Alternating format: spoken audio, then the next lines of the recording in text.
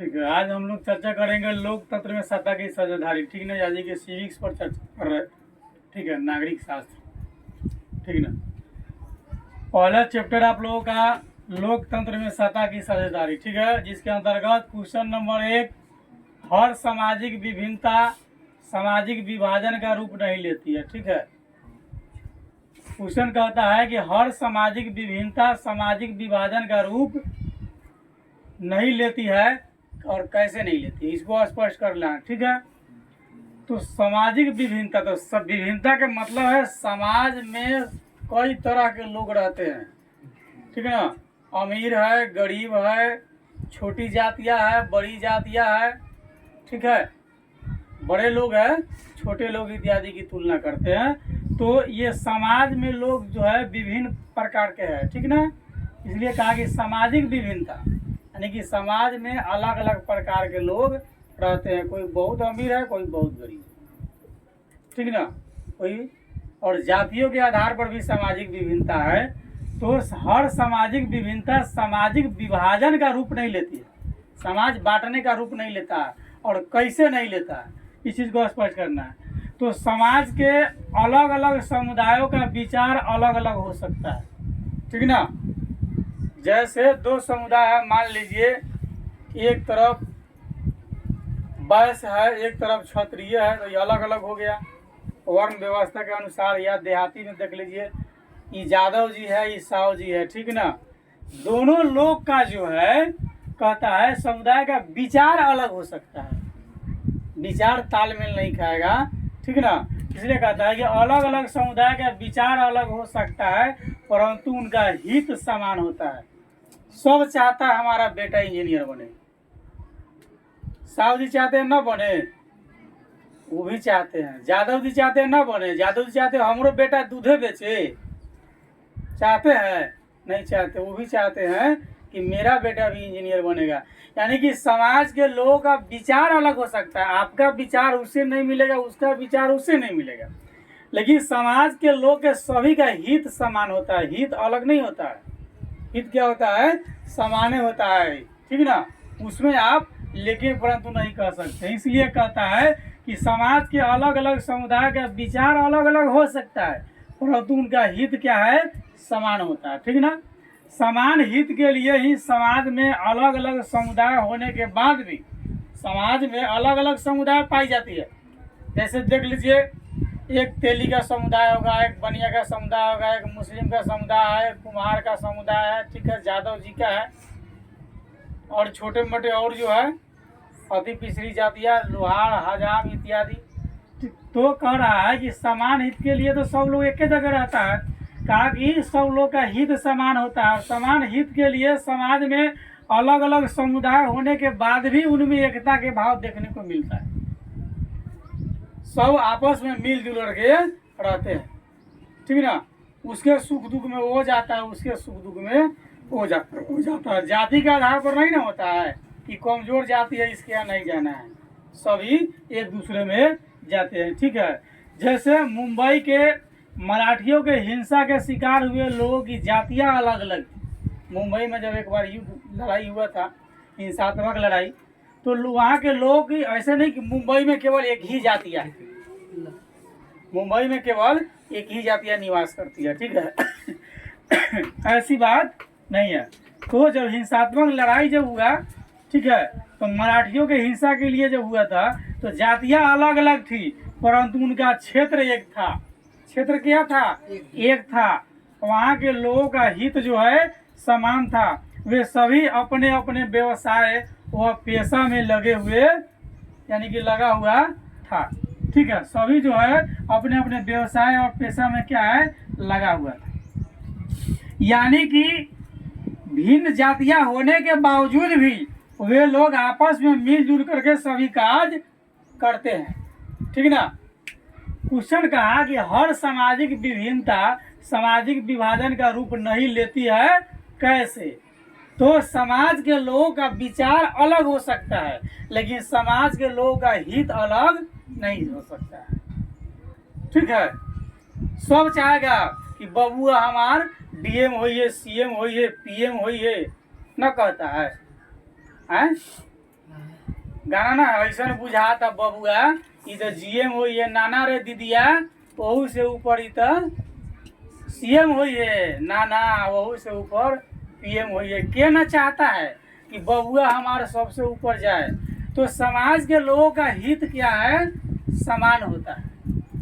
विचार अलग हो सकता है लेकिन हित अलग नहीं हो सकता है। और उन्हीं हित के कारण, हित की समानता के कारण जो है समाज के लोग अलग अलग होते हुए भी सामाजिक विभाजन का रूप नहीं ले पाती है। ठीक है ना।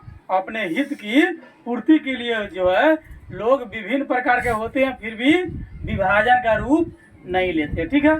दूसरा क्वेश्चन कहता है, चलिए ये हो गया। दूसरा क्वेश्चन में आइए कि सामाजिक अंतर जो है कब और कैसे सामाजिक विभाजन का रूप ले लेती है। सामाजिक अंतर जो है, समाज में जो अंतर जो है, जो विभिन्नताएं जो है, कहता है कि सामाजिक अंतर कब और कैसे सामाजिक विभाजन का रूप ले लेती है। खूब गौर से इसको समझिए और एक ही बार में कंफर्म कर लीजिए, दोबारा पढ़ने की जरूरत नहीं पड़ेगी सबको। ठीक ना। कि सामाजिक अंतर, तो समाज में अंतर है, विचार का अंतर है, दौलत का अंतर है, जाति का अंतर है, नहीं लिंग का अंतर है। ऐसे भी लिंग के आधार पर देखिएगा तो स्त्रियों को कमजोर समझा जाता है, नहीं, जबकि वैज्ञानिक दृष्टि से हम लोग चर्चा किए थे उस दिन, स्त्री कई गुना ज़्यादा ताकतवर पुरुष की अपेक्षा में होता है। ठीक है, फिर भी समझा तो जाता है उसको क्या, कमजोर। ये सब क्या है, सामाजिक अंतर है। तो सामाजिक अंतर जो है, जब अंतर होता है तो कब और कैसे सामाजिक विभाजन का रूप ले लेती है, समाज को बंटवारा कर देता है, खंडित कर देता है, तोड़ देता है। जबकि लोकतंत्र का सिस्टम कहता है कि सब मिलजुल कर एकजुट रहिए, एकता में बल होता है। जो एकत्रित है वही ताकतवर है, जो अलग अलग है, खंडित है, वह कमजोर है। ठीक ना। ये लोकतंत्र का डिफिनेशन है। तो सामाजिक अंतर कब और कैसे सामाजिक विभाजन का रूप ले लेती है। जब सामाजिक अंतर होता है तो समाज का बंटवारा कब करवा देती है, कैसे करवा देती है। ठीक ना। तो अब उसका आंसर देखिए। तो जब सामाजिक लोगों में, जब समाज के लोगों में जातिवाद की भावना उत्पन्न होती है, उधर बैठा यूं जात है ना, इधर आ गया, भोज खाने बैठ जाएगा बगल में, एकदम पुरानका जमाना के जो लोग होंगे जिसकी उम्र अभी होगी 100 साल, अभी बूढ़ा अभी टाइट होंगे। ठीक ना। अब इधर भोज खा रहा है, बगल में जो है साहु जी को बैठ गया, साहु जी के दाल जो है गिराय जी के पत्ता पर चल करके। दाल तो भोज में चलता है ना, कहीं कहीं ठीक रहता है, कहीं कहीं कंडीशन खराब रहता है। इधर धारा रखा तो उधर चला गया, होता है कि नहीं, गलत नहीं ना बोल रहा है। ठीक है। अब इधर साहु जी, इधर राय जी बैठ के भोज खा रहा हुआ, पुरानका ख्याल के वो जमाना के लोग, जातिवाद को मानने वाले, और उधर से दाल बह के इधर आ गया। राय जी क्या करेंगे, वही पर उठाएंगे लाठिया, दे लाठी सैयार के, छोट जात हो के बगल में आके बैठ जाता है? समझ में नहीं आता है। छोट जात हो के बगल में आके भोज खाने बैठ जाता है, उठा यहाँ से, हाँ भोज वाला इधर सुनो, हाँ दूसरा पता ले आओ, जात नाश कर दिया नहीं। तो जब समाज के लोगों में जातिवाद की भावना उत्पन्न हो जाती है, लोग जातिवाद को मानने लगते हैं, ये छोटा जात, ये बड़ा जात, ये फलाने जात, ये फलाने जात। ठीक है। जबकि आदमी की पहचान उसके गुण से होता है, उसके कार्य से होता है। ठीक है। जात से व्यक्ति के, आदमी की पहचान नहीं होता है। आदमी की पहचान किस चीज से होता है, उसके गुण से। कहा गया ना कि साधु के बारे में कहा गया है कि साधु को ने पूछिए जात, पूछ लीजिए ज्ञान। वर्णन है कबीरदास में कि मूल करो तलवार का, परा रहने दो म्यान। ठीक है। तो हमको किसी भी व्यक्ति से ना उसके जात से क्या लेना है, कुछ लेना है। अगर लेना देना होता तो कहा था कि जाति ने पूछिए, साधु की पूछ लीजिए ज्ञान, अमूल करो तलवार का, परा रहने दो ज्ञान। जो ज्ञानवान जो लोग हैं, हमको उसके जाति से क्या लेना देना है। इसलिए जाति न पूछो साधु की पूछ लीजिए ज्ञान, उसे गुण सीखिए आप, उसके जाति से, जाति के चक्कर में मत पड़िए। और मोल करो तलवार का, अब पड़ा रहने दो म्यान। युद्ध क्षेत्र में जब जाइएगा ना, म्यान कितना खूबसूरत होगा, ओकरा से युद्ध थोड़ी जीतिएगा आप। युद्ध जीतने के लिए तलवार धारदार होना चाहिए। और तलवार एकदम धोधा है, सजा के रख ले हम म्यान में, और जब युद्ध होगा और निकालिएगा तो उसे मॉडलो बकरी न कटाएगा। युद्ध कहाँ से जीत के आइएगा भाई आप। ठीक है, तो सामाजिक अंतर कब और कैसे सामाजिक विभाजन का रूप ले लेती है, तो जब सामाजिक लोगों में जातिवाद की भावना उत्पन्न होती है, लोग जात पात को मानता है। अभी जैसे समझते ही छोटा जात, बड़ा जात, ये जात, वो जात। ठीक है, पहले तो बहुत चलता था, ये सब पैदा करके गया कौन? अंग्रेज। अंग्रेज जिस गाड़ी से जाता था, जिस रोड पर जाता था, उसमें किसी भी भारतीय को बैठने और उस रोड से जाने की इजाज़त नहीं थी। अगर जाते हुए पकड़ा गया तो पकड़ करके जो है बांध करके चाबुक से दे धोलैया किया जाता था, और नमक छीट छीट करके मारता था। खून चू रहा है ऊपर से देखा नमक छीट दिया, फिर मार रहा। ये सब जातिवाद कौन पैदा करके चला गया? अंग्रेज। और वर्तमान तक लोग उसको मानते हुए आ रहा। तो जब समाज बढ़ता कब है? जब समाज के लोगों में जातिवाद की भावना आती है, ऊंच नीच की भावना आती है, समाज के लोगों में अमीर गरीब की भावना आती है। ठीक है, असहाय लोगों पर लोग ज्यादा अत्याचार करते हैं। ताकतवर लोग पर किसी का मजाल नहीं है जाके अत्याचार करेगा। क्या ताकतवर लोग के बारे में एक बार बोल के देखिए, वो चोर है ना, तो ये कहिएगा चोर है, तो कह दीजिए चोर को चोर है, तो यूँ आपको बिना मतलब के जेल में ढकेलवा देगा। चोर को चोर भी नहीं कर सकते, खाली वो ताकतवर होगा। हम लोग जिस क्षेत्र में के है, बड़े साहब डाउन चले गए, डाउन के सामने कौन बोलता था? है किसी के मजाल था कह दे कि है तो डाकू न बार कहता कौन? का है ताकतवर था, ताकत था उसके अंदर। तो ताकतवर के सामने कौन बोलता है? जो असहाय है, गरीब है, कमजोर है, उसी को लोग परेशान करता है। ताकतवर के सामने न बोलेगा, उसके सामने तो जी सर जी सर, न जी सर कहेगा तो कहेगा चलो लाल कोठली में हवा खिलाते हैं। पहले क्या देशद्रोह का केस लाद के अंदर धकेल देगा, वहीं में जिंदगी में बैठ के खिचड़ी चोखा खाएगा। अभी तुमको बुझावे नहीं करता है। ठीक है, वो लोग कहता है एक तो चोरी या ऊपर से सीना जोड़ी।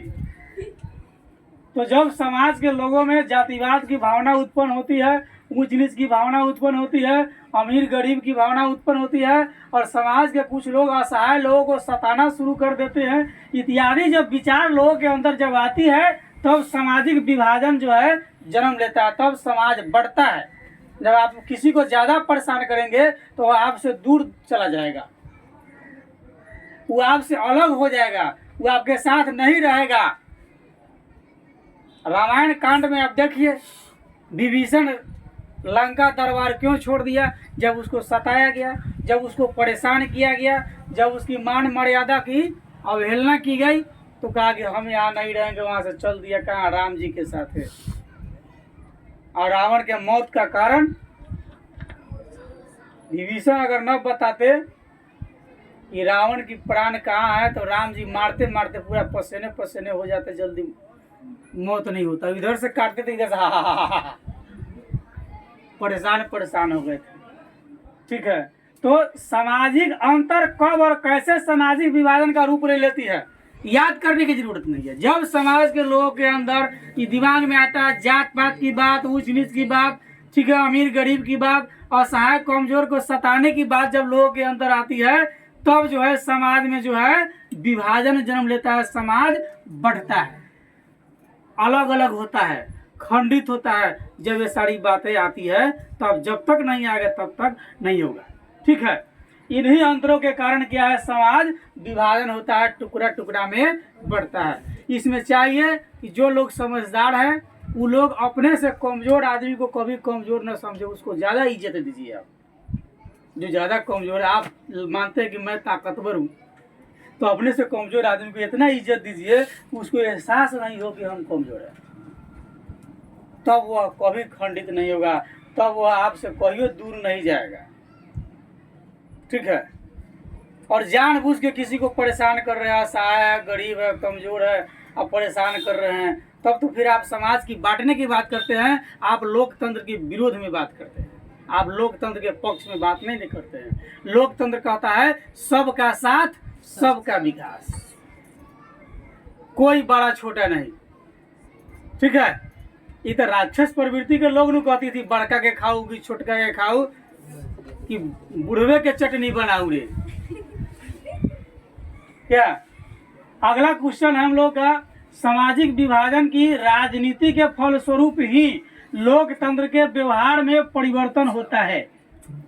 भारतीय लोकतंत्र के संदर्भ में इसे स्पष्ट करें, भारत की लोकतंत्र की दृष्टि से आप इस चीज को स्पष्ट कीजिए। ठीक है।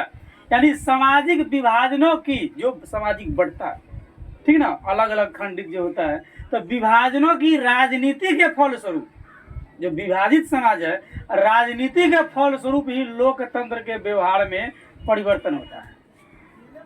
राजनीति जिस हिसाब से करता है, लोग का व्यवहार उस हिसाब से बदलता है। ठीक है। तो इसके संदर्भ में आप भारतीय लोकतंत्र के हिसाब से आप स्पष्ट कीजिए कि भारत की लोकतंत्र किस प्रकार से देखती है समाज के विभाजन को। समाज जो अलग अलग वर्ग में है उसको भारतीय लोकतंत्र किस हिसाब से देखती है। ठीक ना। तो किसी भी देश की राजनीतिक जो है सामाजिक विभाजन को अछूता नहीं छोड़ती है, चाहे वो किसी भी देश का हो, भारत का हो, अमेरिका का हो, ब्रिटेन का हो, अन्य देश की अगर बात किया जाए तो कोनो जो है सामाजिक विभाजन को अछूता नहीं छोड़ता है। ठीक है। जैसे भारत में हिंदू पक्ष की सरकार आएगी तो हिंदू की बात करेगी, मुस्लिम पक्ष की सरकार आएगी तो मुस्लिम की बात करेगी, तो मुस्लिम पक्ष की बात करेगा तो मुस्लिम पक्ष वाला उसको ज़्यादा सपोर्ट करेगा, हिंदू पक्ष की सरकार आएगी तो हिंदू पक्ष वाला ज़्यादा सपोर्ट करेगा। लेकिन सामाजिक विभाजन को कोनो पार्टियां अछूता छोड़ता होता नहीं है, वह हमेशा किसी एक समुदाय का पक्ष लेकर के उसकी आवाज़ को उठाता है। एक पक्ष की हमेशा किसी एक पक्ष की जो है आवाज़ लेकर के उसको आगे उठाता है। और स्वतंत्रता के बाद यदि भारत जब आज़ाद हुआ और आज़ादी के बाद भारतीय संविधान में यदि दलितों और पिछड़ों की उत्थान की बात नहीं की गई होती, भारत के नेता भारत के दलित और पिछड़ों वर्ग की उत्थान के लिए, आगे बढ़ने के लिए यदि बात नहीं करते, तो आज तक भारत जो है फिर से एक बार बट गया होता। ठीक है। इन्हीं सब कारण से जो है लोकतंत्र के व्यवहार में निरंतर परिवर्तन होते रहता है। नेताजी एक रहेंगे, इधर पब्लिक दुगरा कट के मर जाएगा, कहेगा हमर पार्टी जीतेगा, वो कहेगा हमर पार्टी जीतेगा ना। क्या जी, सचिनवा कहेगा लालटेन छाप जिंदाबाद, और गुडुआ कहेगा ना फुल छाप जिंदाबाद। कहेगा तोर पार्टी जीतेगा, कहेगा तोर पार्टी जीतेगा, कहेगा तोर नेता चोरवा हो गए, तोर नेता लुटेरवा हो। ये दोनों गोरा अपने में पकड़ा पकड़ी धड़ा धड़ी सब कर लेगा, कहेगा हमर पार्टी जीतेगा। उधर नेताजी दोनों गोरा बैठ के एक तरह चाय पीते, इधर पार्टी मर्डर होने के लिए तैयार है। क्या है, इससे लोकतंत्र के व्यवहार में परिवर्तन होता है। ठीक है।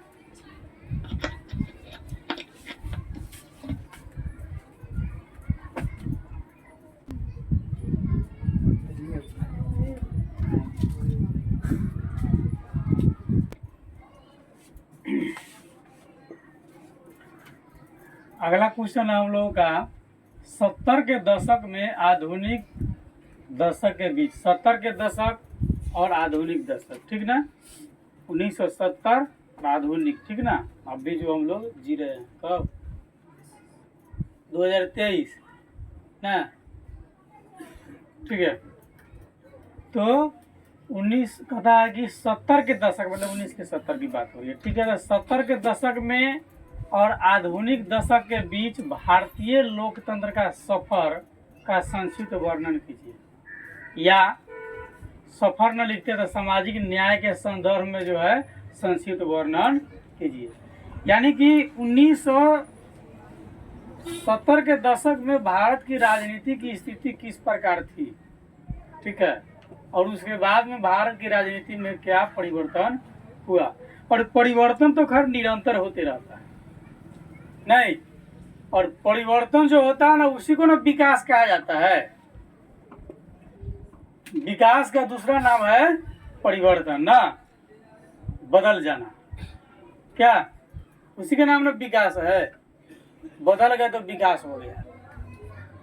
क्या 5 साल के थे तो छोटे थे, 10 साल के हुए तो थोड़ा मोटे हो गए, नहीं, उससे बड़े हो तो थोड़ा और बड़े मोटे हो गए।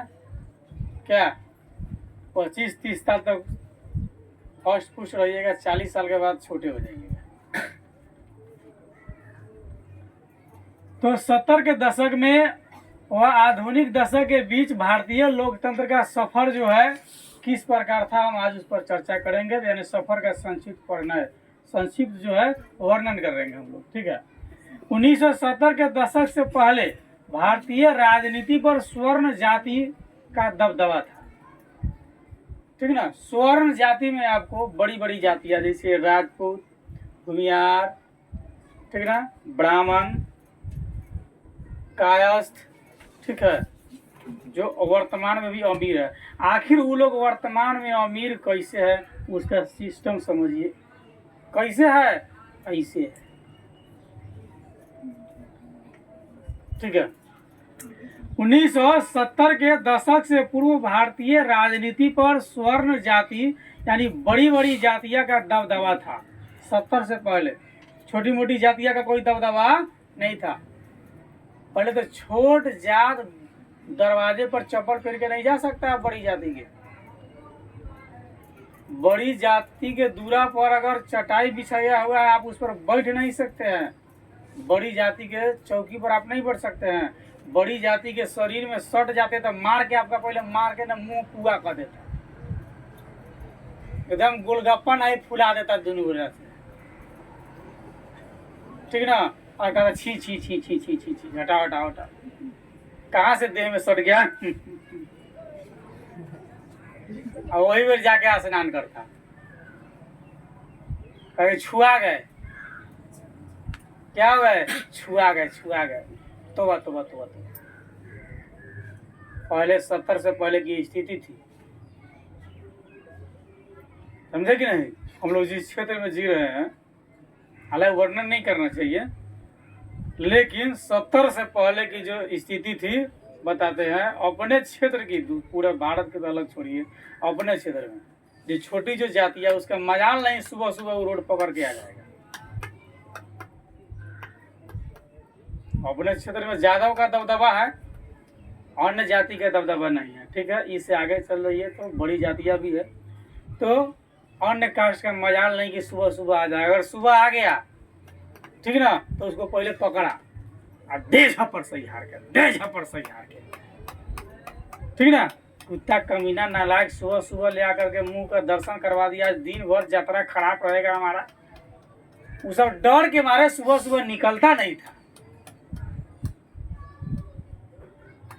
ठीक ना। वो सब डर के मारे जो है सुबह सुबह निकलता नहीं, ठीक ना। और यादव लोग भी अगर जाते हैं इस स्वर्ण जाति के दरवाजे पर तो मजाल नहीं उसके चौकी पर बैठ जाएगा, मजाल नहीं। वो अगर बैठा है ना उस चौकी पे आप सट नहीं सकते हैं, अलगे से खड़ा रहेगा, हजूर प्रणाम। हाँ बोलो क्या काम है, तो अब बोलिएगा, ठीक है, और उसके हिसाब से वो काम करेगा। बहुत सारे क्षेत्र के अमीर को देखिए, वो सब बड़े बड़े यानी कि सरकार से, पूर्वकालिक सरकार से मिले हुए थे। और जो जातियाँ जो है समाज के छोटे छोटे जो लोग जिसको देख रहे हैं, वो लोग के पास 2 कट्ठा 10 कट्ठा 5 कट्ठा जो भी ज़मीन थी, तो हड़ताल खाने उने की परेशानी था, तो उससे अनाज लेकर के आता था।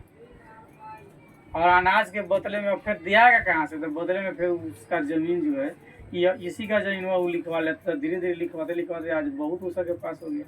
आज फिर छोटी छोटी जातियाँ धीरे धीरे परिश्रम कर रहा है, उस सबका ज़मीन में फिर लिखेले जा रहा है। नहीं, चलिए, तो 1970 के दशक से पहले भारतीय राजनीति पर स्वर्ण जाति का दबदबा था। ठीक है, और आरक्षण के तहत उन लोग को आरक्षण था, किसको, स्वर्ण जाति को। आरक्षण के तहत सुविधाओं का लाभ उन्हीं को मिलता था, बड़ी बड़ी जातियों का। ठीक है, नेताओं के रहन सहन, उसकी शिक्षा दीक्षा, ओकर पढ़ाई, बाल बच्चा के पढ़ाई, कर कुटुंब के पढ़ाई, पूरा खानदान के शिक्षा दीक्षा और आर्थिक स्थिति की पूर्ति हेतु, ठीक है, मिलता था क्या, लाभ। पहले जो है भारतीय राजनीति पर 1970 के दशक से पहले भारतीय राजनीति पर किसका दबदबा था, स्वर्ण जाति की, जिसको आप कह लीजिए बड़ी बड़ी जात ना, वो जो कहता है बड़का जात बढ़ के होता है, छोटका जात छोट के होता है, अभी भी कहता है, इसमें कोनो चीज छुपा हुआ नहीं है। तो 70 के दशक से पहले भारतीय राजनीति पर स्वर्ण जाति का दबदबा था। ठीक है, और आरक्षण के तहत उनको बहुत सारा लाभ मिलता था। नेताजी के रहने सहने का खर्चा, एजुकेशन का खर्चा और आर्थिक स्थिति की पूर्ति के खर्चा कहाँ से मिलता था, राजनीति क्षेत्र से। और नेता वे लोग भी वही लोग थे, कौन, स्वर्ण जातियां। नेता कौन लोग थे, वही लोग थे, स्वर्ण जातियां ही नेता थे। अब सब अधिक लाभ उसी को मिलता था, और लोग खून पसीना चुआ रहा, कुछ मिलता उलता नहीं, खून पसीना चुआइयो रहा है, अतिका इन्हें उन्हें किया तो 2-4 लपर कस के दे दिया ना, एकदम बड़ी जातियां छोटी जातियां को ना टमटम घोड़ा बना दिया था। टमटम घोड़ा देखे हैं, घोड़ा के आगे से एक पट्टी ऐसे लगी रहती है, नहीं इधर देखना ना इधर देखना, तो इधर करेगा दे चाबुक सैयार के, तो इधर करेगा तो दे चाबुक सैयार के, कहेगा सीधा चलो सीधा। घोड़ा गाड़ी जो है गाड़ियों को खींच रहा है, आदमी ऊपर आराम से बैठलो है, चाबुक को चला रहा है।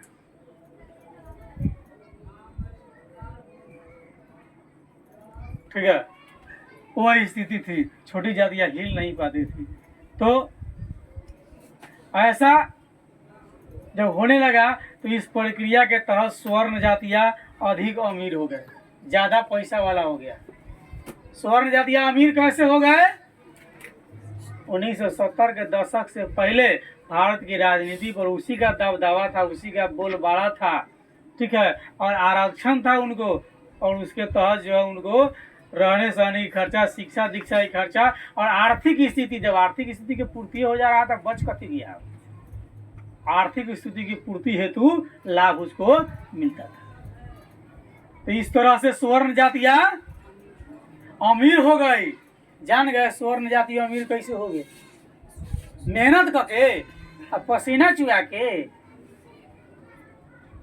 क्या, और वही आपसे ज्यादा हाई फाई में रहेगा, आप ही का पैसा, आप ही का अनाज आप ही से ले जाएगा, आप ही से ज्यादा हाई फाई में रहेगा, और आप ही को रूप चलाएगा। ऐसे करो ऐसे करो ऐसे करो, आप कन्फ्यूज जाइएगा वैसे करने लगे। ठीक है, और अन्य जो है कमजोर हो गए, स्वर्ण जातियां अमीर हो गई और अन्य जातियां क्या हो गई, कमजोर हो गई।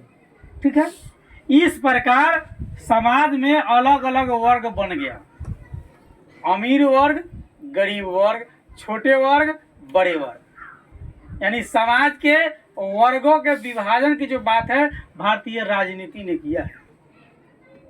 यदि भारत की राजनीति ने सवर्णों को आरक्षण नहीं दिया होता तो आज समाज में वर्ग बटे हुए नहीं रहते। ठीक है, तो जब उसको लाभ मिलने लगा तो स्वर्ण वर्ग जो है अमीर हो गया, अन्य वर्ग जो है कमजोर हो गया, पिछड़ा और दलित कमजोर हो गया। इस प्रकार समाज में अलग अलग वर्ग बन गया। 1970 से 90 के दशक के जो बीच है, 1970 से 90 के बीच जो है स्वर्ण और पिछड़ी दलित के बीच, ठीक है, स्वर्ण वर्ग और पिछड़ी और दलित, एक तरफ पिछड़ी दलित वर्ग है, एक तरफ स्वर्ण वर्ग है, इसके बीच में संघर्ष हुआ। दलित भी कहा कि हम भी आगे आएंगे, पिछड़ी वर्ग भी कहा कि हम भी आगे आएंगे, हम नेता बनेंगे ना। ठीक है, तो दोनों के बीच संघर्ष हुआ। 1990 दशक के बाद कमजोर वर्ग जो है यानी पिछड़ी व दलित जातियां जो है राजनीति में आए। धीरे धीरे वे लोग भी अपना राजनीति में नाम दर्ज करवाए, संघर्ष करते हुए किसी तरह राजनीति में आए। कब? 1990 के दशक के बाद से, यानी कि 90 के दशक से मान लीजिए, यानी कि दलित और स्वर्ण वर्ग जो है, दलित और स्वर्ण वर्ग में जब संघर्ष हुआ तो 90 के दशक के बाद जो है दलित और पिछड़ी वर्ग जो है राजनीति में आए। ठीक है, और स्वर्णों को प्रभावित करते रहे, निरंतर संघर्ष चलता रहा। जैसे किसी किसी क्षेत्र में होता था कि जहाँ की स्वर्ण जातीय राज चला बना है तो वहाँ का जो भी पिछड़ी और दलित जैसे कोनो नेता बनेगा तो मर्डर करवा देते थे।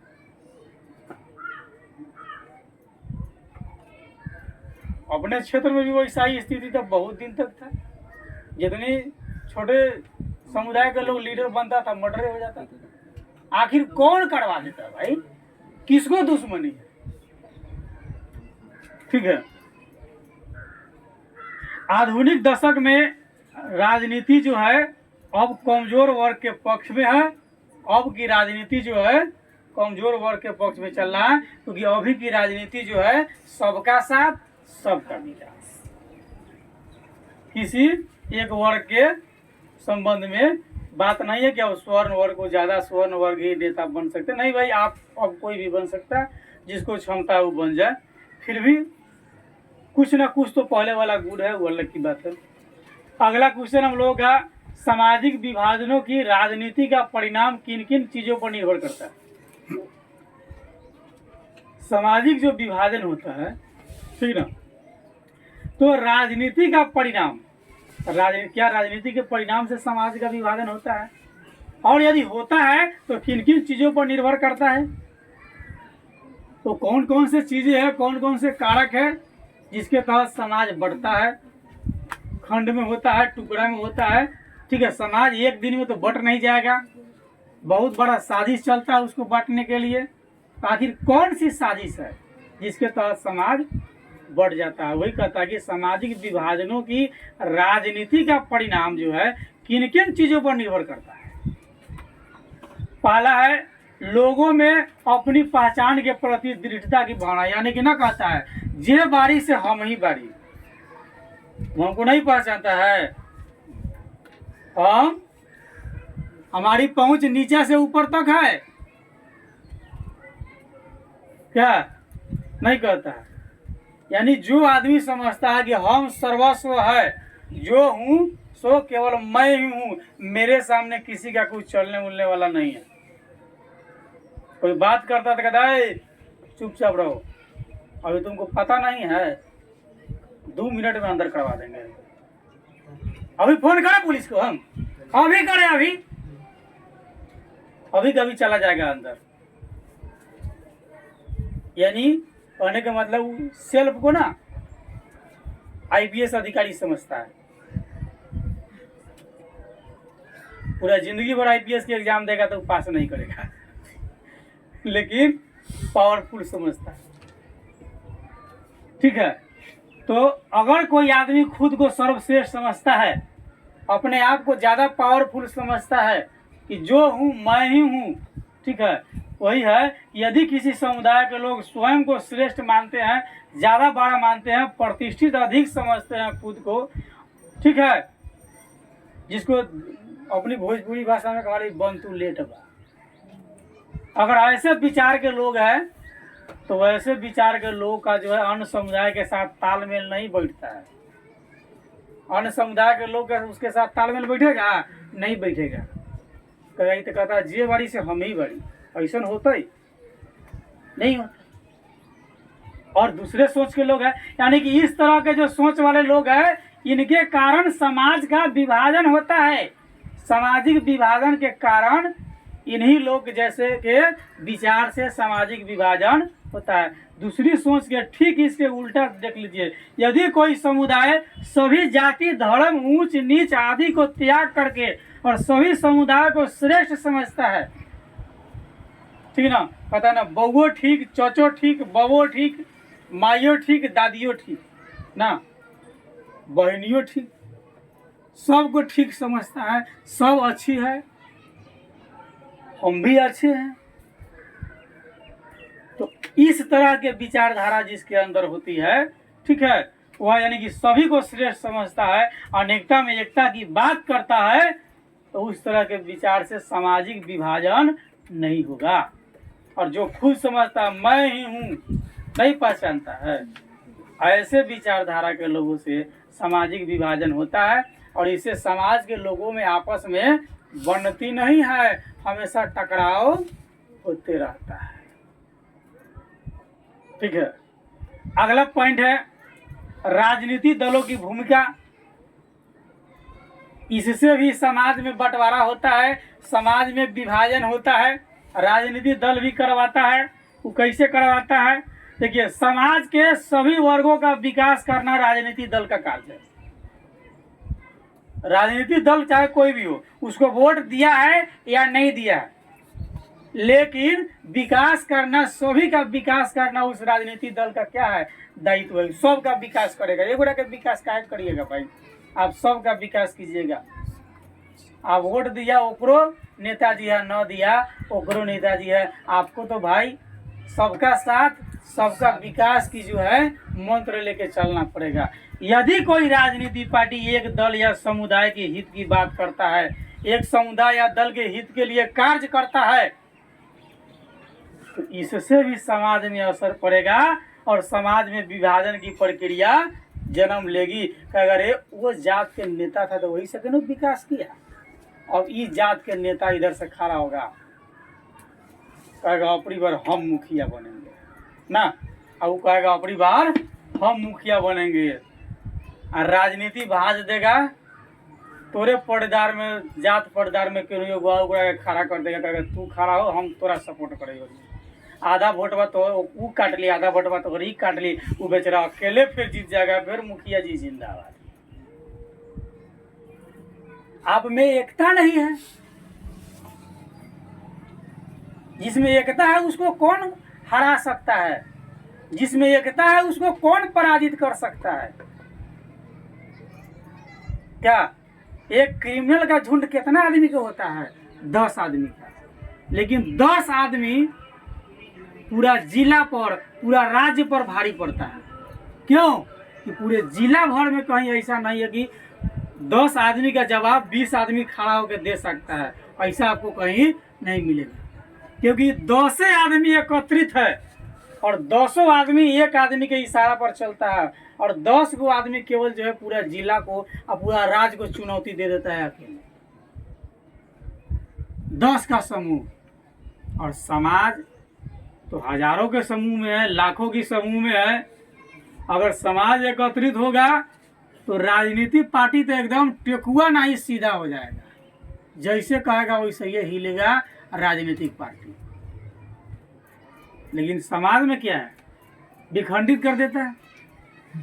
आप ही के वर्ग में 2 गोरा को खड़ा कर देगा भाई, आधा आधा वोट आप दोनों काट लीजिए, ये अकेला वाला जीत गया। क्या राजनीति ऐसी ना होता है?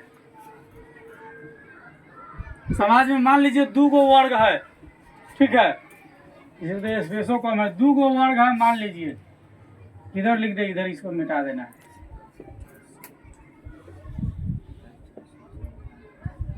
ठीक है, ये देख लीजिए, इसके पास 200 वोट है, और इसके पास मान लीजिए कितना 400 वोट है।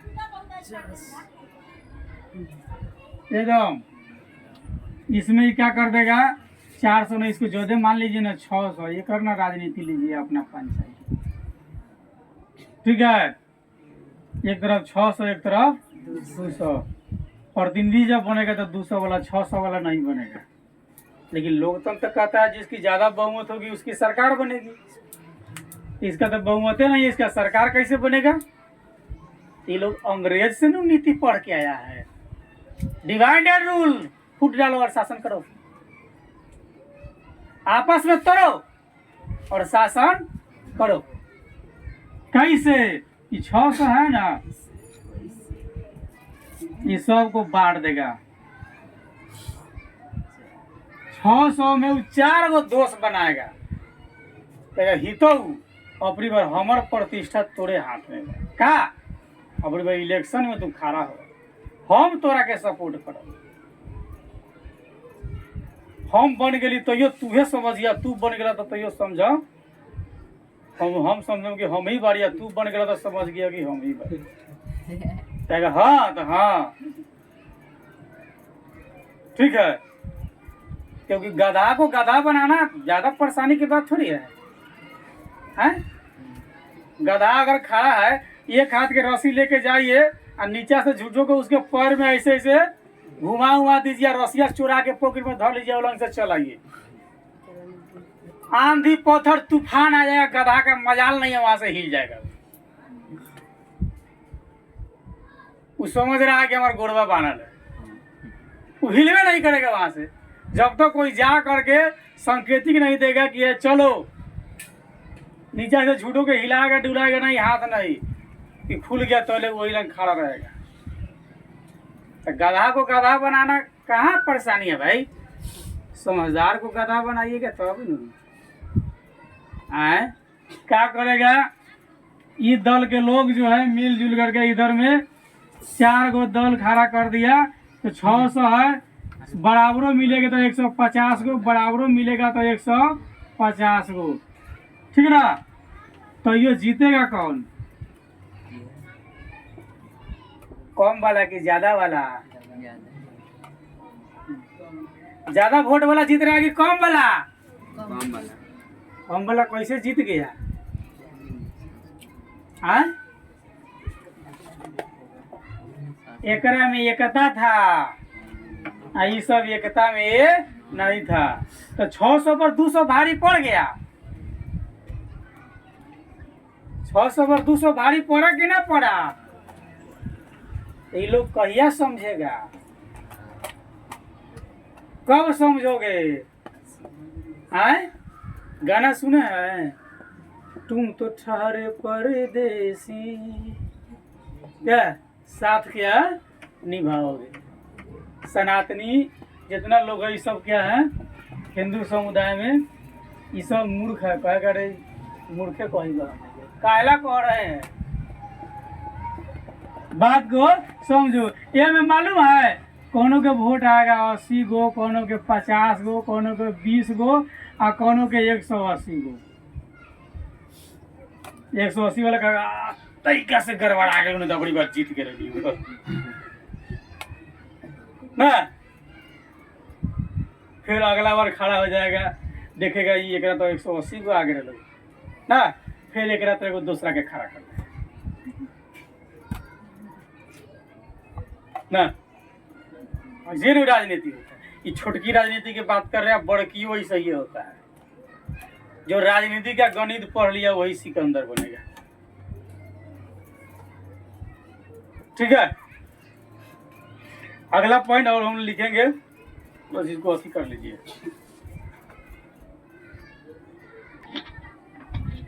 तीसरा कारण है सामाजिक विभाजन का, वो ये है कि सरकार का रुख, सरकार किस दिशा में कार्य कर रही है, संवैधानिक के अनुसार कार्य कर रही है या असंवैधानिक नियम से काम कर रही है, ठीक है।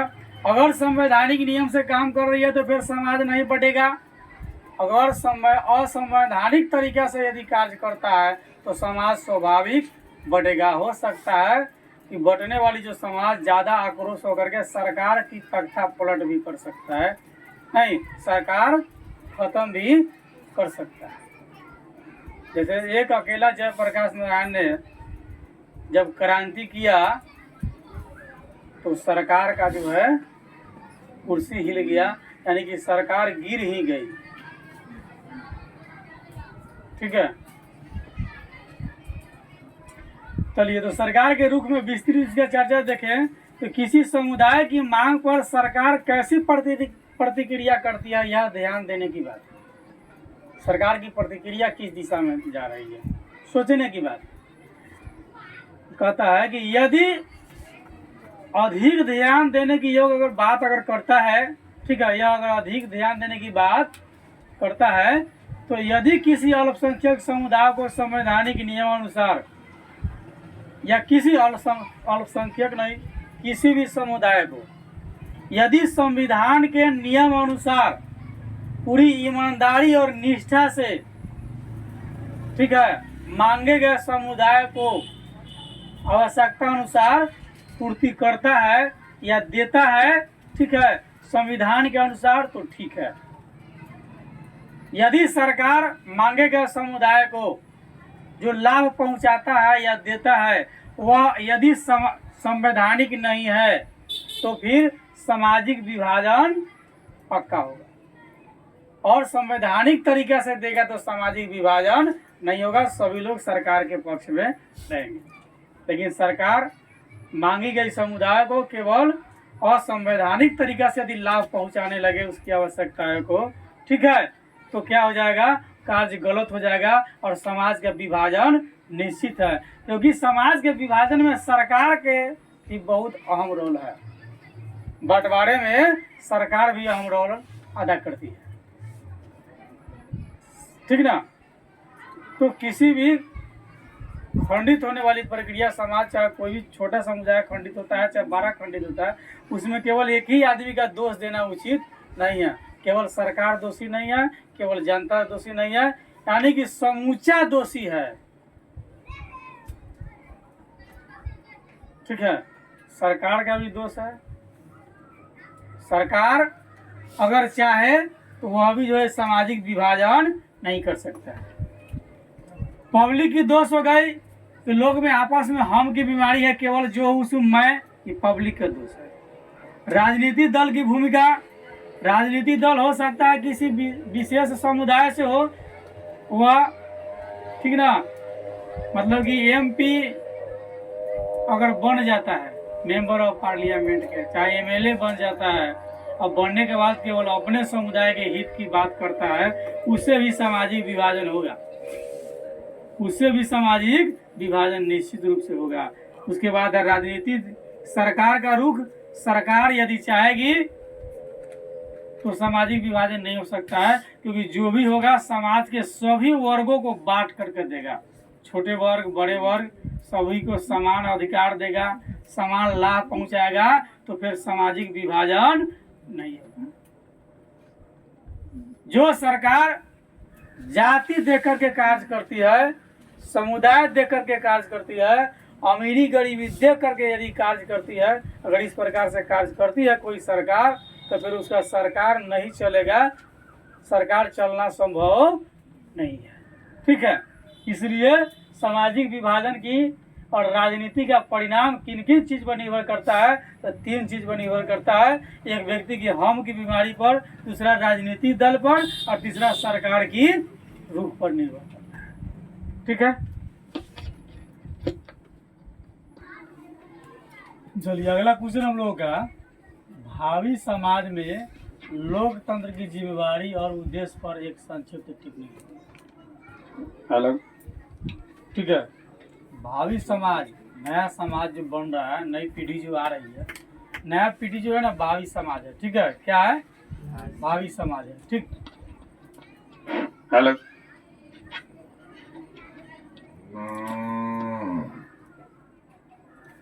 तो भावी समाज में लोकतंत्र की जिम्मेवारी और उद्देश्य पर एक संक्षिप्त टिप्पणी लिखिए, ठीक है। भावी समाज जो नया जो पीढ़ी जो बन रहा है, ठीक है, उसके बारे में संक्षिप्त में कुछ बता देना है, ठीक है। उसकी जिम्मेदारी क्या है, उद्देश्य क्या है, भावी जो समाज है उसकी जिम्मेदारी क्या है और उसकी उद्देश्य क्या है, ठीक ना। इसलिए कहा कि भावी समाज में लोकतंत्र की जिम्मेवारी और उद्देश्य पर एक संक्षिप्त टिप्पणी लिखी, ठीक है। भावी समाज में लोकतंत्र की जिम्मेवारी बहुत ज़्यादा बढ़ गया, अभी सबसे अधिक जो है भावी समाज में बढ़ गया। भावी समाज की जिम्मेदारी सबसे ज़्यादा है। आज समाज में जाति, लिंग, ऊंच नीच के लेकर भेदभाव किया जाता है। हमारा जो भावी समाज हो उसको हम यह दिशा निर्देश दे कि देख भाई, जाति के आधार पर कोई विभिन्नता नहीं, लिंग के आधार पर कोई विभिन्नता नहीं, ऊंच नीच के आधार पर कोई विभिन्नता नहीं होना चाहिए। और ये सब तब होगा जब लोग शिक्षित हो जाएगा, पढ़ लिख लेगा, ठीक है। तो भावी समाज में लोकतंत्र की जिम्मेदारी बहुत ज़्यादा बढ़ गया है। क्यों? क्योंकि आज समाज में जाति, लिंग, ऊंच नीच के लेकर जो है भेदभाव किया जाता है। ठीक है, हमारे समाज में भिन्न प्रकार के विभिन्नता पाई जाती है। हमारे समाज में सभी धर्म के मानने वाले लोग रहते हैं, सभी समुदाय के मानने वाले लोग रहते हैं, सभी धर्म के मानने वाले एक साथ बैठते हैं, सभी समुदाय के लोग एक साथ बैठते हैं। ठीक है, ये हमारी संवैधानिक अधिकार है। ठीक है, तो हमारे समाज में जो है भिन्न प्रकार के विभिन्नता वाले लोग जो है पाए जाते हैं। ठीक है, हमें उनमें अनेकता में एकता बना कर रखने की जिम्मेदारी है। लोकतंत्र का यह उद्देश्य होना चाहिए कि सभी विभिन्नता और असमानताओं के बीच मेल जोल बैठाए, किसी में आपसी टकराव इत्यादि की भावना नहीं पैदा करे, सब आपस में मिलजुल करके रहे। ठीक है, जाति प्रथा के कारण आज जो है समाज में शादी विवाह जो है अपने ही जाति में करना ज़्यादा उचित माना जाता है, दूसरे जाति में करना उचित नहीं माना जाता है ना। अगर दूसरे जाति में कर लिया तो उसका भोज छाड़ दिया जाएगा, तो अगर इसका भोज छाड़ दो, इसको जाति से अलग कर दो। जाति प्रथा अभी भी भारत में एकदम चरम सीमा पर है, न की बात नहीं है। तो कहता है कि आज भी जाति प्रथा के कारण जो है समाज में शादी विवाह अपने ही जाति में करना ज़्यादा सही माना जाता है। जाति प्रथा के कारण समाज में छुआछूत की भावना पैदा होती है। ठीक ना, जाति धर्म के आधार पर यहाँ जो है सांप्रदायिक दंगा होता है। हमेशा एक धर्म को मानने वाले दूसरे धर्म से झगड़ा करता है, वो अपने धर्म को श्रेष्ठ बताता है और दूसरा अपने धर्म को श्रेष्ठ बताता है। पहला कहता है मेरा धर्म श्रेष्ठ, दूसरा कहता है मेरा धर्म श्रेष्ठ। इस पर भी दंगा हो जाता है। जाति के आधार पर हम बड़े तो हम बड़े, इस पर भी दंगा हो जाता है। कौन कहे कि भाई हम छोटे, यहाँ तो बड़े मियाँ छोटे 7:45। ठीक है, तो कौन कहे कि भाई हम छोटे हैं। ठीक है, भला हालांकि ऐसा होना नहीं चाहिए। ठीक है, इन सभी के बीच लोकतंत्र आपसी मेल जोल का ध्यान रखे और आपसी मेल मिलाप करा करके देश को आगे बढ़ाए। ठीक है, अब जहाँ तक छुआछूत की बात हुई है तो धीरे धीरे समाज में साक्षरता बढ़ी है, लोग इस पर ध्यान दे रहे हैं और छुआछूत इत्यादि की बात सामने नहीं आ रही है। यदि आप छुआछूत की बात करते हैं तो सबसे आप खराब जाति किसको मानते हैं, मुद्दा होता है कि किसको मानते हैं आप। ठीक ना, मान लीजिए आज एग्जाम्पल है, सबसे आप कमजोर अगर मान लीजिए डोमे को मानते हैं हिंदू समुदाय में, तो उसका वैल्यू देखिए आप अपने सिस्टम में। आज अगर उसको गलत मानते हैं, कमजोर मानते हैं, अपशिष्ट मानते हैं अगर उसको, तो देखिए पहले सिस्टम डोम का क्या कार्य है। जब आपका शादी विवाह होगा, जब तक वो अपना क्या बर्तन डाला जिसको बोलते हैं ना एक तरह से, ठीक ना, जब तक वो नहीं देगा तब तक आपका विवाह नहीं होगा। होगा नहीं होगा, मरने के बाद में अग्नि लेकर के वही जाएगा, उसी की आग से आपका अंतिम दाह संस्कार होगा। तो वो अछूत रहता तो फिर अछूत की आग से दाह संस्कार हुआ तो अछूत नहीं हो गया। अछूत रहता तो ओकरे ले जाकर के शादी विवाह में सजाते हैं, अछूत नहीं हो जाता क्या। चमार जाति को अगर आप मानते हैं कि नहीं छोटा जाति के लोग हैं, कमजोर है, दलित है, यदि समाज के स्वर्ण वर्ग अगर इस चीज़ को मानता है तो ज़रा सोचिए कि जब बच्चा जन्म लेता है तो सबसे पहले उसी के परिवार की महिला आपके यहाँ आती है और आ करके सारी प्रक्रिया करके जाती है, तब तो आप वही दिन छुआ गए, उसी दिन न छुआ गए, उसी दिन आपका जात नाश हो गया। तो वहाँ पर नहीं हुआ। ठीक है, लेकिन सामाजिक क्रियाकलाप में जो है, जब सामाजिक जब क्रियाकलाप होता है उसमें बड़ी जात छोटी जात इत्यादि की भावना रहती है। ठीक है ना, जबकि निरंतर एजुकेशन कहता है कि आदमी जात से बड़ा नहीं होता है, आदमी अपने गुण से बड़ा होता है। जिसका गुण अच्छा होगा वो बड़ा होगा, जिसका गुण अच्छा नहीं होगा, वो छोटा होगा। जरूरी नहीं है कि ब्राह्मण के घर में बच्चा पैदा ले लिए तब पूजनीय है, और जरूरी नहीं है कि दलित के घर में बच्चा पैदा कर अगर ले लेता है, जो बच्चा पैदा ले रहा है वह खड़ा हुआ है, ठीक है, घृणा के दृष्टि से देखने योग्य है, ऐसी बात नहीं। यदि ब्राह्मण का घर का बच्चा का गुण अगर अच्छा नहीं होगा तो पूजनीय नहीं है, और दलित के घर के बच्चा का अगर गुण अच्छा होगा तो पूजनीय है। संत रविदास क्या थे? क्या थे? पूजनीय है। तो आदमी जाति से बड़ा नहीं होता है, गुण से बड़ा होता है। जिसका गुण अच्छा होगा वो बड़ा है, जिसका गुण अच्छा नहीं है वो बड़ा नहीं है। जो एजुकेशन अच्छा प्राप्त किया हुआ अच्छा आदमी है, जो नहीं प्राप्त किया हुआ अच्छा आदमी नहीं है। ज़्यादा साक्षरता होगी, लोग ज़्यादा समझदार होंगे, ठीक ना। तो इस तरह की अगर परिस्थिति, अगर लोग भावी समाज जो है, जो नया जो लोग भावी समाज जो लोकतंत्र की जो जिम्मेदारी लेगा, उसके ऊपर बहुत बड़ा भार है। क्यों? क्योंकि समाज में जातिवाद है, उसको मिटाना है, छुआछूत है उसको मिटाना है, भेदभाव है उसको मिटाना है। तो भावी जो लोग है, भावी लोगों के लिए क्या है, समाज में बहुत बड़ी जिम्मेदारी है।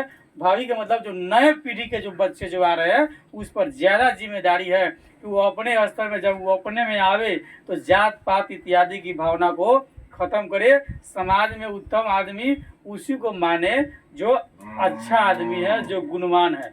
आदमी की पूजा गुण से की जाती है, उसके जात से कुछ मतलब नहीं है, ठीक है। अगला क्वेश्चन हम लोगों का, भारत में किस तरह जातिगत असमानता जारी है, स्पष्ट करें। यानी भारत में आज भी जातिगत असमानता है, समानता नहीं, असमानता आज भी भारत में मौजूद है। भारत में किस तरह जातिगत असमानताएं जारी है, इसको स्पष्ट करिए, ठीक है। तो भारतीय संविधान में जातिगत भेदभाव को खंडन किया गया। मतलब भारत का कानून व्यवस्था जो है, संविधान जो है, वह जाति व्यवस्था को नहीं मानता है। संविधान जाति व्यवस्था को नहीं मानता है। संविधान के नज़र में सभी लोग एक समान है, ठीक ना। संविधान न लिंग के आधार पर विभिन्नता मानता है, न जाति के आधार पर मानता है, न गरीब अमीर के आधार पर मानता है, न किसी प्रकार की भेदभाव संविधान लोगों के साथ नहीं करता है। संविधान में सबका अधिकार बराबर है, न किसी का कम है न किसी का ज़्यादा है, ठीक है। इसलिए कहता है कि भारतीय संविधान में जातिगत भेदभाव को खंडन किया गया, यानी कि नहीं मानता, ठीक है। वह सभी जात को समान रूप से देखता है, ठीक है। कहता है वह जातिगत अन्याय को समाप्त करने पर संविधान में जोर दिया गया है कि जो जातिगत जो बात करता है, अन्याय जो जातिगत करता है, उस तरह के लोगों को पकड़ करके जेल में डाल दो, ऐसी प्रवृत्ति पर संविधान जोर देता है। अब देखिएगा कभी कभार कहीं, ठीक ना, अमुक जाति के लोग अमुक जाति से जो है शादी विवाह कर लेते हैं। मतलब एक जाति की लड़का एवं लड़की दूसरे जाति के साथ मतलब शादी विवाह अगर करते हैं तो उसमें क्या होता है, सामाजिक विरोध होता है, मारपीट होता है, झगड़ा होता है, ठीक है। माँ बाप भी यदि जोड़ देते हैं तो वो बेचारा जाकर जेल के खिचड़ी खाते हैं, क्योंकि जैसे लड़की की आयु 18 साल और लड़का के आयु 21 साल हो गया, वो पावरफुल आदमी हो गया। अब आपका उस पर कोई अधिकार नहीं है संवैधानिक दृष्टि से। जिस दिन, ठीक है, अब वोट डालने लायक हो गया ना, तो उस पर से आपका अधिकार खत्म हो गया और उसका सारा कार्यक्रम संविधान के अनुसार होगा। माँ बाप का कानून खत्म कब? जब 18 वर्ष की आयु हो जाती है। उसके बाद वो अपने मर्जी से निर्णय जो लेगा वही सही होगा, ठीक है। वो कहेगा ये हमारी मम्मी है तो है, कहेगी नहीं नहीं है तो नहीं है, ठीक है ना। संविधान इस चीज़ की इजाज़त देती है। तो इसमें कुछ गलत कार्य होते हैं जो असहनीय हैं, ठीक है, तो उस पर हमको ध्यान नहीं देना है। आज के समय में भारत में जाति प्रथा अभी समाप्त नहीं हुई है, वाकई में नहीं हुआ। एक जाति दूसरी जाति से शादी विवाह करना चाहता है? नहीं चाहता। तो आज के समय में भारत में जाति प्रथा समाप्त नहीं हुई है, छुआछूत की प्रथा आज भी मौजूद है। लेकिन छुआछूत मानने वाले लोग से पूछो कि भैया आप जिस होटल में खाना खाने गए थे उस प्लेट में आपसे पहले कौन खा के आया है, आपको पता है? कौन जात खा के आया होगा? देखे हैं कौन जात खा के आया है? नहीं ना देखे हैं, तो फिर काहे को जाति पर?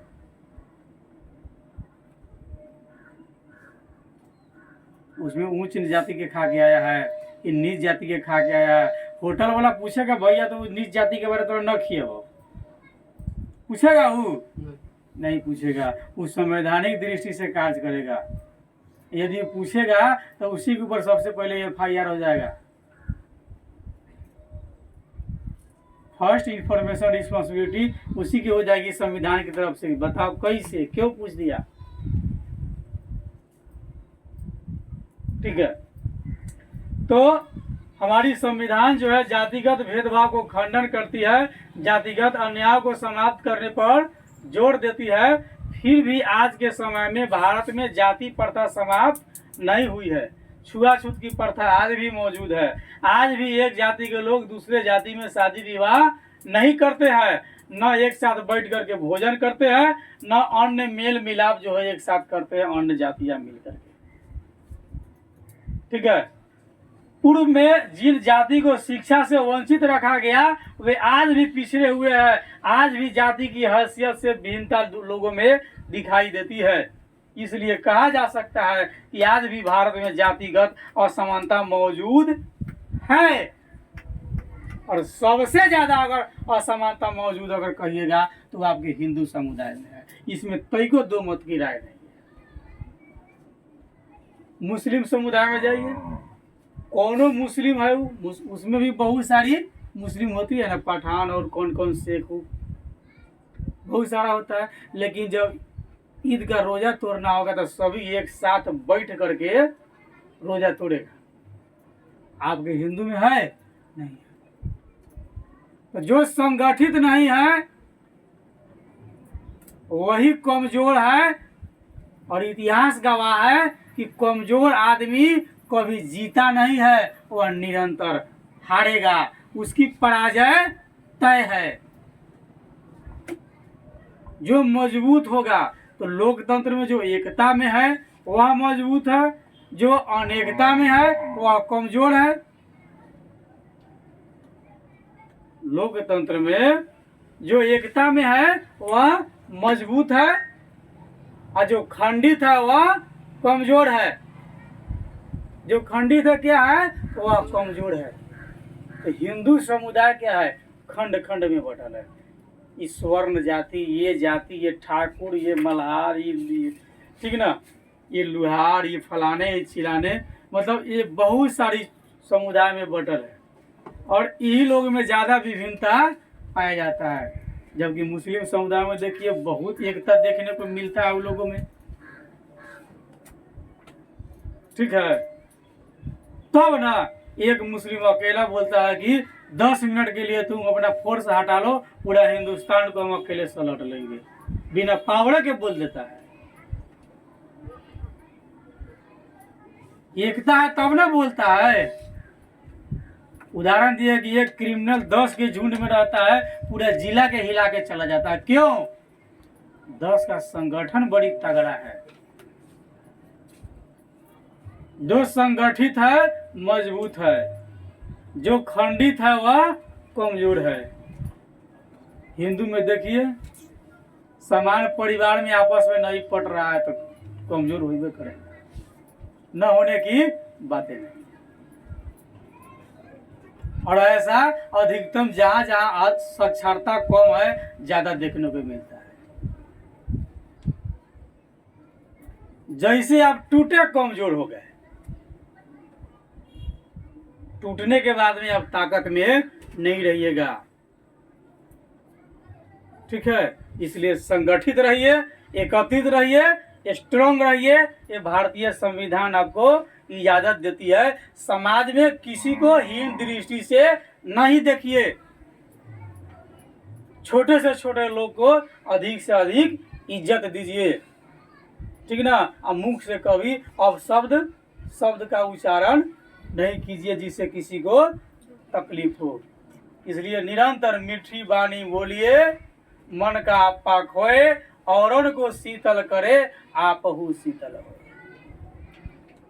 लाइफ में वैसी वाणी कभी नहीं बोलनी चाहिए जो आपको बुरा लगता है। जो चीज आपको बुरा लगता है वही आप किसी और को बोल रहे हैं तो उसको बुरा नहीं लगेगा। इसलिए निरंतर वाणी पर हमेशा संयम रखे। वाणी कैंची से भी ज्यादा तेज चलता है। आदमी का जुबान कैंची से ज्यादा तेज होता है, कच कच। कैंची सराग दिन काट देता है, उसी तरह जुबान जो है सराग सराग चलता है, ठीक है।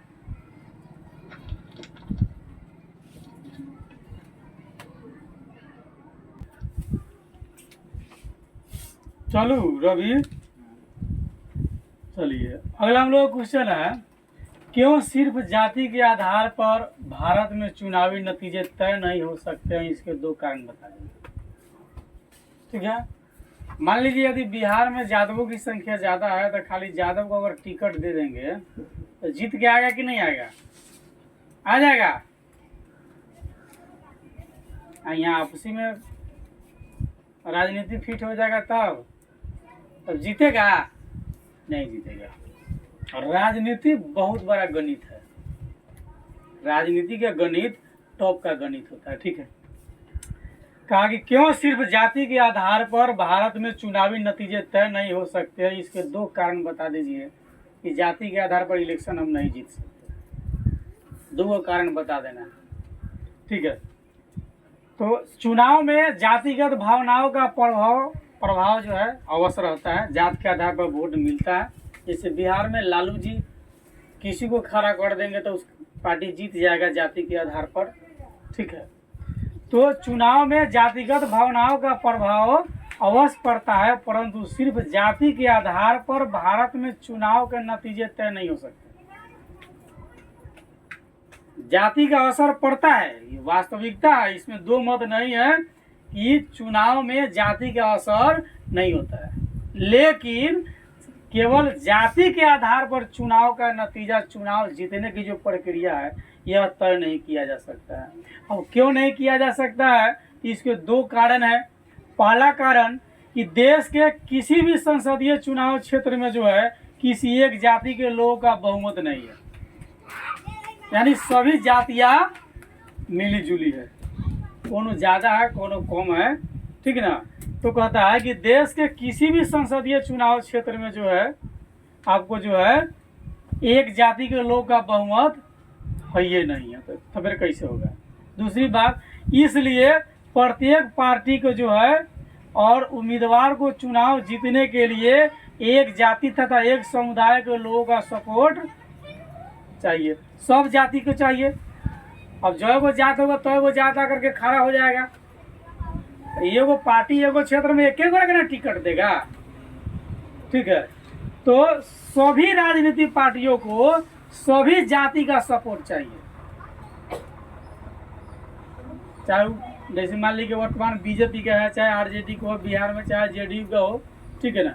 केवल आरजेडी कहेगी नहीं हम यादव के वोट से जीत जाएंगे, नहीं, आरजेडी को भी सभी जात का सपोर्ट चाहिए, ठीक ना। तो कहता है ठीक है, तो जो भी पार्टी हो या उम्मीदवार को चुनाव जीतने के लिए, ठीक ना, जाति तथा एक समुदाय के लोग का सपोर्ट जो है चाहिए, प्रत्येक जाति का सपोर्ट चाहिए, प्रत्येक समुदाय का सपोर्ट चाहिए। दूसरी बात, यदि किसी क्षेत्र में एक ही जाति या समुदाय के लोग रहते हैं, मान भी लिया जाता है, अगर किसी क्षेत्र में एक ही जाति या समुदाय के लोग बहुसंख्यक में है, ऐसा माना भी जाता है, तो अलग अलग दल अपने अपने पार्टी द्वारा उस जाति के उम्मीदवार को खड़ा करेंगे क्या? अलग अलग पार्टी भी अपन अपन उम्मीदवार खड़ा करेंगे ना भाई। वहाँ मान लीजिए कि शिवहर विधानसभा में सपोज दैट मान लीजिए कि सबसे अधिकतम यहाँ राजपूत की संख्या है, ठीक है। और राजपूत की संख्या, तो जरूरी है कि राजपूत को खाली जेडीयू टिकट देगा और राजपूत को आरजेडी नहीं दे सकता है। राजपूत को बीजेपी भी देगा, लोजपा भी देगा, जितनी राजनीतिक पार्टियां हैं सब देगा।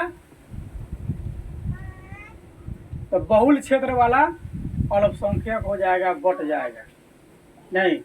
तो यदि किसी क्षेत्र में एक ही जाति या समुदाय के लोग रहते भी हैं तो अलग अलग दल अपने पार्टी द्वारा उस जाति के उम्मीदवार को खड़ा करेंगे, जिसमें बहुल जाति का वोट कम हो जाएगा। ठीक है। दूसरी क्वेश्चन हम लोगों का कि विभिन्न तरह की सांप्रदायिक राजनीति का ब्यौरा दे और सबके साथ एक एक उदाहरण दे दीजिए आप। ठीक है, नहीं ठोक लिया। चलिए, तो भारतीय संविधान में धर्म के आधार पर भेदभाव नहीं होता है। भारत के संविधान सभी धर्म, सभी जाति, सभी समुदाय को एक नज़र से देखती है। सांप्रदायिक राजनीति के जो है, सांप्रदायिक मतलब झगड़ा झंझट की जो बात होती है, ठीक है, तो उसके कई सारे कारण होते हैं। पहला, सांप्रदायिक सोच अपने ही धार्मिक समुदाय पर धौंस जमाने की कोशिश करता है। अपने ही समुदाय पर जो इस तरह की सोच वाला जो लोग है उस पर अपना धौंस रूप जमाने की कोशिश करता है। तब समाज में जो है दो तरह की दल होते हैं, एक बहुसंख्यक और दूसरा अल्पसंख्यक, यानी कि एक मजबूत लोगों का संगठन, दूसरा कमजोर लोगों का संगठन। ठीक है।